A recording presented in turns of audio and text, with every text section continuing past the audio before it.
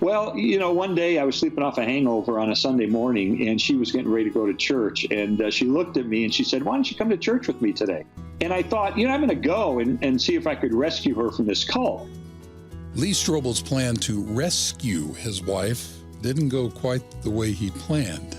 We're going to hear about it on this episode of GPS, God, People, Stories. I'm Jim Kirkland. And I'm Phil Fleischman. One of the biggest issues for Lee to work through as he tried to disprove Christianity was the resurrection of Jesus Christ. And that's something you're going to hear Billy Graham talk about a little later in this episode. Ladies and gentlemen, if I did not believe that Christ bodily rose from the grave, I would quit preaching. Christianity would be a hopeless religion without the resurrection of Jesus. But because of the very fact of the resurrection, you can find true hope and peace when you have a relationship with Jesus. We can tell you a lot more. Here's where we can do so. The website, findpeacewithgod.net. That's findpeacewithgod.net. GPS. God, People, Stories. My parents went to a mainline denominational church. My mom definitely had a born-again experience as a teenager.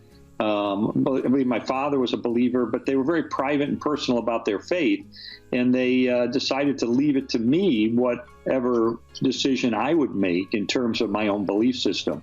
The decision Lee Strobel would eventually make was to believe that God doesn't exist. And so there were 3 steps that led me into atheism. The first one was in junior high school when I began asking the tough questions that young people ask.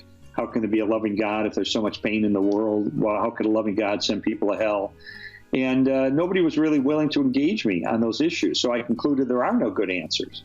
And then in high school, taking a course in biology and being taught that Darwinism explains the origin and diversity of life, I figured that puts God out of a job. And then in college, taking a course on the historical Jesus taught by a skeptic that taught me you can't trust the Gospels. Lee attended 2 of the most respected colleges in the country, and then he landed a job at one of the most respected newspapers in the country. My background's in journalism and law, so I tend to be a skeptical person. It's kind of woven into my DNA. Went to Yale Law School for a Master of Studies in Law degree and journalism school at the University of Missouri, and I was legal editor of the Chicago Tribune. By the time Lee began working at the Tribune, he was married to his high school sweetheart. Her name is Leslie. She wasn't a dyed-in-the-wool atheist like Lee, but she wasn't a follower of Jesus either. She kind of always believed in God, didn't quite understand how Jesus fit in the picture. It was just kind of a puzzle, like a jigsaw puzzle that wasn't put together yet.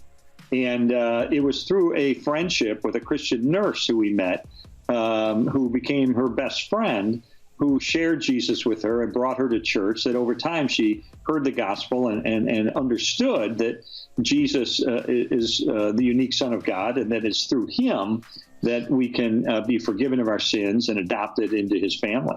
That happened when Lee and Leslie were in their mid-20s. Lee says it led to the most stressful and difficult period of their marriage. We're at odds on things we never used to be at odds about. How to raise our children, how to spend our weekends, how to spend our money. She wanted to give money to the church. I thought that was, might as well just flush it down the toilet. She wanted to go to church on weekends. I wanted to, go out drinking on Saturday night and sleep off my hangover on Sunday morning. She wanted to help train the children in faith, and I didn't want them to become Christians because then I thought they would think less of their dad, who's not a Christian. 'Cause every day is numbered and there's no turning back, and time has proven it's nobody's friend. There's one incident in particular that's a good example of the turmoil Lee was experiencing because of Leslie's new faith. When she first told me that she had become a Christian, I was so mad. I went out and she had planted a beautiful flower garden in our backyard, and I was cutting the lawn, and I just mowed down her whole flower garden just in frustration over the whole situation. So there was a lot of angst over those 2 years when we were spiritually mismatched. At first, Lee thought about divorce, but he loved Leslie, and he couldn't deny the positive changes he was seeing in her. He says there was a push and pull going on. The positive changes in her values and character attracted me toward the faith. At the same time, it made me angry. And it made me angry because it was as if she was holding up a mirror. And I was seeing in the contrast between my life, which was corroded with sin and corruption, I was seeing the contrast between that and this increasingly holy life that Leslie was leading. And it made me face things about myself that I didn't want to face. So it wasn't that she was judging me or shaming me. Her merely living an increasingly faithful life to Jesus accentuated the ugliness of my own life and the immorality of my own behavior, and it made me angry. I didn't want to acknowledge any of that. So how did Lee get from that place of resenting Leslie for her faith in Jesus to becoming a follower of Christ himself? Well, one day I was sleeping off a hangover on a Sunday morning, and she was getting ready to go to church. And she looked at me and she said, "Why don't you come to church with me today?" And I thought, I'm going to go and see if I could rescue her from this cult. So I said, I'm going to bring my reporter's notebook from the Chicago Tribune, because I said, I'm going to try to find a scandal, and that way I can, expose this church for the fraud that it is. The church was the well-known Willow Creek Community Church. It's pastored by Bill Hybels. And he gave a message called Basic Christianity. And it was the first time, here I was almost 30 years old, living in Chicago. It was the first time I ever understood the gospel. And I walked out that day saying, number one, I didn't believe it. I was still a skeptic. But number two, I realized if this is true, this has huge implications for my life. So that's when I decided to take my legal training and journalism training and investigate it, because I knew that if Jesus had lived, he had left behind evidence of that. And I knew, just as you can investigate the writings of Josephus or Suetonius or Tacitus or any other ancient writer, you could take those same investigative techniques and apply them to the Gospels to try to determine, is it telling us the truth? Are they reporting what really happened?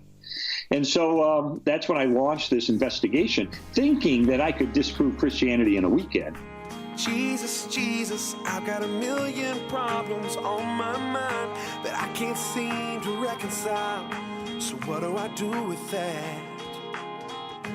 Jesus, Jesus, I've got a million answers, none seem right. I've got more gray than black and white. What do I do with that? Lee's investigation ended up taking a lot longer than one weekend. It took almost 2 years before he determined that he couldn't disprove Christianity or the resurrection of Jesus Christ. Yeah, it really is a cumulative case. There wasn't one single thing that did it, but it was over time as I began to look. And there were really 4 areas. The first was the execution of Jesus. And was he really dead? You have to have a dead body before you can have a resurrection. So I didn't know if he was dead. And, as I researched that, I found that even the atheist New Testament scholar, Gerd Ludemann, says it's indisputable that Jesus was dead through crucifixion. Even the Journal of the American Medical Association did the analysis in a peer-reviewed article of the historical evidence and the medical evidence, and concludes that Jesus was dead even before the wound to his side was inflicted. We've got 5 ancient sources outside the Bible confirming his death. So clearly he was killed by crucifixion. Then the second thing was, I thought this was a legend that he was resurrected, and I knew it took time for legend to develop in the ancient world. But we have a report of the resurrection saying that Jesus died for our sins, he was buried, he rose on the 3rd day, and then it mentions the specific names of eyewitnesses to whom he appeared. That's been dated back by scholars to within months of his